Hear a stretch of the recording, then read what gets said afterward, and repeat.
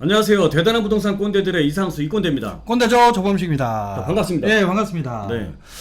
저는요, 네. 요즘에 이 똘똘한 부동산들 있잖아요. 네. 저는 그 기준을 어떻게 생각을 하냐면, 최근에 서울에 신규 공급이 굉장히 없는 상황이고, 네. 또 지금 거래가 많이 되고 있는 부동산들이라고 하면, 다 시립주 위주로 들어갈 수 있는 부동산들이란 그렇죠. 말이죠. 그러다 보니까, 새 집들, 뭐 입주한 지 몇 년째 안 된 것들이 있죠. 네. 이런 신규의 주택들은 저는 당분간은 계속 이 똘똘한 부동산에 이런 역할을 할 수 있다라고 저는 충분히 생각을 하거든요. 네. 근데 우리 조건대님 지금 여기 오신 이유는 딴지 걸라고 오신 거 아니에요? 그렇죠. 얼마 전에 뭐 방송을 하셨더라고요. 네. 입주 5년차 신규 아파트, 약간 입지가 좀 아쉬운 아파트인데 네. 거기에 대한 답변을 보고 나는 지금 현재 상황에서는 신규 아파트도 강세를 피고 있지만 어찌됐든 부동산은 입지다. 입지가 가장 중요하다라고 생각을 합니다. 그래서 저하고는 생각이 약간 좀 다르신 것 같아서 그거 딴지 걸로 나왔습니다. 네. 오늘 뭐 입지와 신규의 그럼 대결입니까? 뭐 대결이라고 보기는 그렇고 대결이네. 예, 대결은 아닙니다. 예. 자, 그러면 영상 한 1분 정도 되니까 이 영상 보시면서 우리 또 얘기 마저 이어가도록 할게요. 시청자분이 비과세 후에 저는 매도하고 갈아타기 하시는 거 맞다고 봐요. 네. 근데 너무 이제 지금 당장에 내가 너무 갈아타야 된다고 급한 마음은 먹지 마세요. 네. 왜 그러냐면은 지금 우리 이제 다음 달부터 이제 대출 규제를 좀 완화를 해주겠답니다. 네. 그렇게 되면은 우리 대출 규제가 좀 풀어지게 되면 아무래도 실수요자들이 들어올 수 있는, 내가 실거주할 사람들이 들어올 수 있는 여건이 좋아지는 거잖아요. 네. 그리고 또 양도소득세 완화가 또 9억에서 12억까지 또 이제 완화가 될 거예요. 네. 그렇게 되면은 우리 시청자분처럼 이렇게 아직 10억쯤 되는 이런 아파트들 있잖아요. 네. 그럼 알아서 좀 가격들이 좀 갭매우기식으로 가격이 상승할 수 있거든요. 네. 그러니까 지금 당장에 우리 시청자분은 급한 마음 먹지 마시고요. 네. 완전히 비과세를 다 채우신 이후에 네. 그 다음에 이제 어떤 곳을 갈까를 선택을 하시면 될 것 같고. 예, 잘 봤습니다. 네, 잘 보였습니다. 예. 그런데 아니 뭐 우리가 이제 LTV 뭐 대출 완화라든지 또 양도세 기준의 완화 이거 가지고는 좀 보유하라고 하는 내용이 좀 너무 약하지 않습니까? 아니 약한 게 아니에요. 예. 제가 방송 시간상 말씀을 다 못 들었을 뿐인 거지. 그렇죠. 이미 속내는 제가 다 안에 있었어요. 그게 왜 그러냐면은 일단은 대출 제가 얘기했었고, 네. 두 번째 양도소득세 얘기했잖아요. 네. 양도세 완화. 그다음에 세 번째는 또 뭐가 있냐면 사실 가장 어찌 보면 이게 중요한 부분이라고도 할 수 있습니다.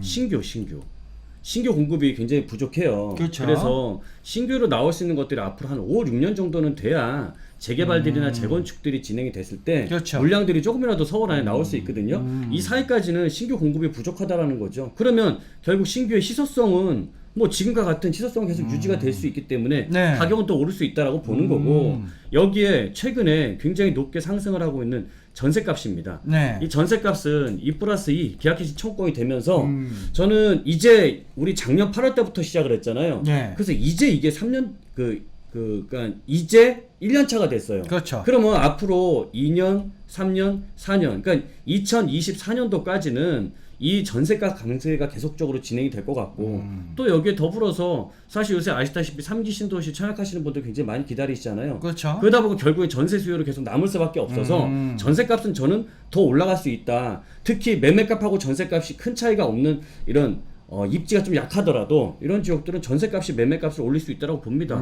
그리고 또 한 가지는 이게 뭐 입지에 큰 영향을 준다라고 볼 수는 없는데, 여기 동북선이 현재 공사 중이에요. 경전철이죠. 예, 경전철. 이게 뭐 집값을 많이 높인다라고 볼 수는 없겠지만 어쨌든 교통이 지금 굉장히 불편한 지역이에요. 실수요자 입장에서는 어쨌든 교통이 지금보다는 좀 더 편리해질 수 있는 거잖아요. 네. 저는 그래서 이런 부분 한 5가지 정도 때문에 이분이 더 보유를 하시는 게 좋다라고 봤고, 네. 좀 더 첨언을 하면 지금 여기 SKB 같은 경우 왼쪽에 장인뉴타운이잖아요. 네. 여기 있는 시세가 또 같은 견인 효과를 내줍니다. 그리고 오른쪽에서는 이 광운대역, 네. 이 주변 중심으로 해서 앞으로 뭐 개발이 많이 있다 보니까 여기 있는 시세가 또 같이 떠받아 줄 수 있는 거죠. 네. 그럼 결국에는 여기처럼 SK뷰 같이 신규의 저렴한 부동산이다라고 한다면 저는 몇 년간은 더 가져가도 전혀 문제 없다. 그래서 더 보유하시는 게 좋은, 나름대로의 똘똘한 부동산 될 수 있다. 저는 이렇게 생각을 합니다. 네. 저는 이제 조금 뭐 다른 생각을 가지고 있는데, 네. 단기적으로는 네. 저는 이런 신규 단지들이 강세를 필 거라고 봐요. 네. 그래서 뭐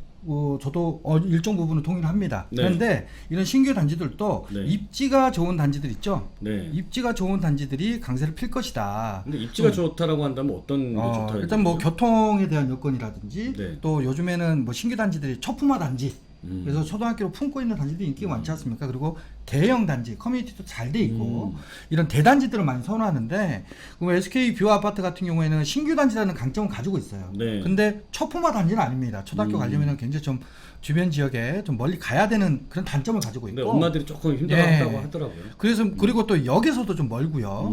거기에 이제 맞은편에 있는 장이유타운 가든 뭐 우이천이 이렇게 다 형성돼 있어서 이런 대규모 단지들과도 네. 좀 단절되어 있어요. 그러니까 여기가 이 장이유타운이 지금 뭐 30평형대가 13억에서 한 14억대 하고 있는 반면에 네. 지금 SK뷰 아파트 같은 경우에는 10억대를 하고 있잖아요. 네. 이게 저는 입지 차이라고 보는 겁니다. 그러니까 물론 신규라는 강점 때문에 뭐 소폭 더 뛸 수 있는 그 여지는 가지고 있지만 크게 뛸 수 있는 그런 그 상승에 대한 부분은 좀 제한적이라고 봐요. 그럼 지금 시점에서 오히려 이렇게 상승이 좀 제한적인 신규 단지를 가지고 있기보다는 입지가 좋으면서 지금 앞으로 우리가 장기적인 관점으로 봤을 때 네. 입지가 좋으면서 내지는 입지가 앞으로 더 좋아질 곳 지금은 애매한데 앞으로 더 좋아질 수 있는 지역들 있지 않습니까? 어디예요? 그걸 알려주세요. 자 이런 지역들 위주로 가시는 게 저는 맞다. 네. 근데 거기 어디냐라고 한다면 바로 주변에도 있습니다. 바로 광운대 역세권을 우리가 둘 수가 있어요. 네. 자 광운대 역세권 같은 경우에도 네. 지금 현재 뭐 노선이 2개 노선이 지나가지만 여기에 GTX가 들어섭니다. GTX 들어서면은 강남까지 10분 이내에 바로 갈 수 있는 그런 지역으로 바뀌는 지역이 광운대 역세권인데 거기에 왕십리 거쳐서 가게 되면은 한 2정거장 3정거장 늘어나는 감안해서 10분입니다. 예, 감안해서 10분이니까 늘어나는 거 아닙니까? 예전에는 제가 8분 예상을 하고 있었는데 이제 그래요? 10분, 네, 10분 내외예요. 강남을 갈 수 있다라는. 그렇죠. 굉장히 빠른 시간에 갈 수 있다라는 거. 거기 이제 주변 지역이 이제 대규모 단지로 이렇게 형성돼 있는데 네.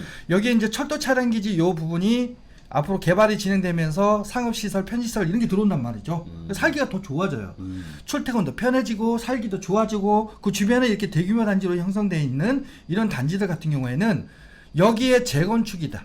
또 리모델링이다. 이런 게 진행되면 신규 아파트도 바뀔 수 있는 호재들이 있지 않습니까? 이런 단지들이 오히려 더 앞으로 장기적인 관점에서 더 많이 상승할 것이다. 그럼 지금 현재 신규의 상승이 좀 제한되어 있는 입지가 좀 떨어지는 신규 단지보다는 지금은 아직 빛을 못 보고 있지만 네. 앞으로 장기적으로 굉장히 큰 빛을 볼 수 있는 즉 입지가 이렇게 좋아질 수 있는 이런 지역으로 지금 시점에서는 갈아타시기를 하시는 게 맞다. 자, 그래요. 네. 뭐 입지가 확실히 좋아지고 뭐 재건축 있다는 거 좋은 건 알겠는데 네. 아이고 지워버렸네. 네. 문제는 뭐냐면 여기 SK뷰 아파트에서 네. 봐요. SK뷰 아파트에서 이쪽으로 갈아타기를 한다라고 했을 때 네. 이게 세금 문제라는 게 발생을 할 거 아닙니까? 네. 지금 이거 가격이 한 10억 정도 되는데 우리 양도소득세는 현재 9억까지만 비과세잖아요. 그렇죠. 그럼 나머지 이거 1억이나 2억에 대한 세금 이가 11억이 된다라고 했을 때 네. 1억에 대한 세금 어떻게 할 거냐고. 지금 최근에 네. 이 양도세 9억까지만 비과세 해주는 거를 네. 지금 요거를 12억대까지 지금 현재 비과세를 해주겠다라고 얘기가 나오고 있지 않습니까? 이 시기 때 팔고 이렇게 갈아타시게 하면 될 것 같아요. 그럼 되겠네. 네.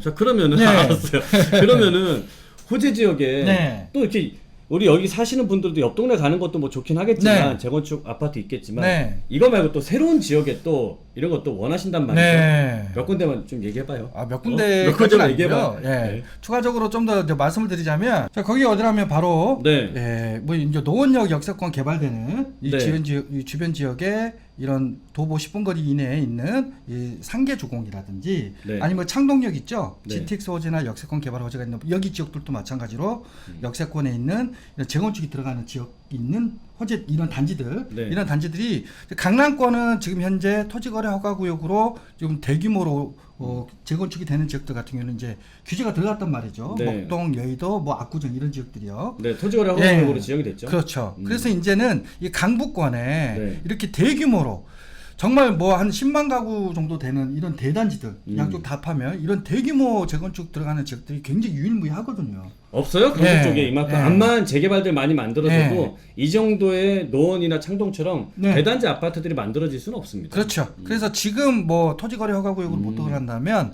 이렇게 강북 쪽으로 지금 현재 많은 분들이 눈여겨보고 계세요. 네. 그러니까 지금 시점에서 지금 매수를 하시려거나 네. 좀 좋은 지역에 내 집 마련을 하시려고 하는 분들은 네. 이런 지역들 이렇게 대규모로 개발이 진행될 수 있는 강북권의 창동역 역세권, 네. 노원역 역세권 쪽에 있는 재건축 후보 단지들을 네. 좀 눈여겨보시는 게 좋을 것 같습니다.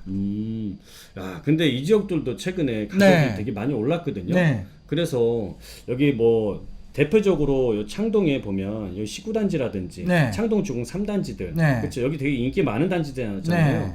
근데 여기 있는 것들도 거의 30평대가 거의 11억에서 12억 정도를 하고 있어요. 이것도 굉장히 많이 올랐습니다. 그렇죠. 그리고 노원 쪽에도 노원에 보면은 여기 상계 주공 아파트들 뭐 아예 대표적인 단지들이 역세권 있는 단지들이 네. 대표적이라고 할 수 있는데 네. 이런 단지들도 방 2개짜리를 사는데도 8억 정도 가지고도 못 살 정도란 말이죠. 자, 그러면 만약에 여기를 이제 못 살 수도 있잖아요. 네. 그렇다고 해서 이렇게 좋아지는 지역을 포기할 수는 없으니까 어떻게 또 매수할 수 있는 방법이 있을까요? 자, 이 역세권 쪽에 들어가기가 좀 부담스러우신 분들은 그럼 많이 올랐으니까. 네, 그러면 이제 역세권 쪽이 앞으로도 입지가 좋아지고 개발이 진행이 많이 뛸 거 아닙니까? 그러면 그 네. 주변 지역들도 많이 따라 뜁니다.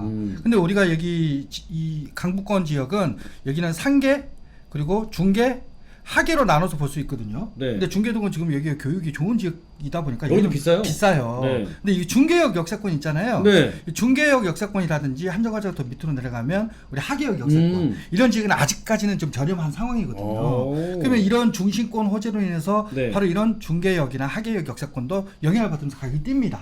그렇죠. 네. 여기가 메인들이 오르면 그렇죠. 사실 그게 아닌 여기가 최상급지라고 얘기하면 중급지역도 사실 가격이 또 따라 붙기도 하는 거니까. 그렇죠. 그럼 여기가 이제 비싸서 못 들어간다고 포기할 네. 문제는 아니고. 그렇죠. 이 주변에 아직 가격이 좀 덜 올라간 중개나 하겠죠. 그렇죠. 어. 이런 지역들로 금액이 맞다면 또 들어가시면 아주 좋겠죠. 그것도 아주 좋은 방법이 네. 될 것 같네요. 자, 그러면 이제 정리를 한번 해볼게요. 네. 우리 시청자분들 같은 경우도 단기적으로 봤을 때는 지금 신규가 아직까지는 상승 여력도 있다라고 보고 우리가 가격도 아까 뭐 10억인데 12억까지는 상승할 거라고 그렇죠. 보잖아요. 네. 근데 그때 또 세금 비과세를 받을 수 있으니까 좀 단기적으로는 더 이런 나홀로 아파트라도 좀 더 오를 여지가 있다라고 보는데 장기적으로 봤을 때는 오히려 입지도 훨씬 더 크게 변화가 될 수 있고 그다음 내 집이 또 새 집이 될 수 있는 이런 곳으로 좀 장기적으로 봤을 때는 장기 관점에서는 갈아타기 할 그렇죠. 필요가 있다라고 판단되니까 자 이렇게 두 가지로 좀 단기와 장기로 좀 구분해서 우리 시청자분들도 여기에 맞게 판단하시고 접근해 보시는 방법으로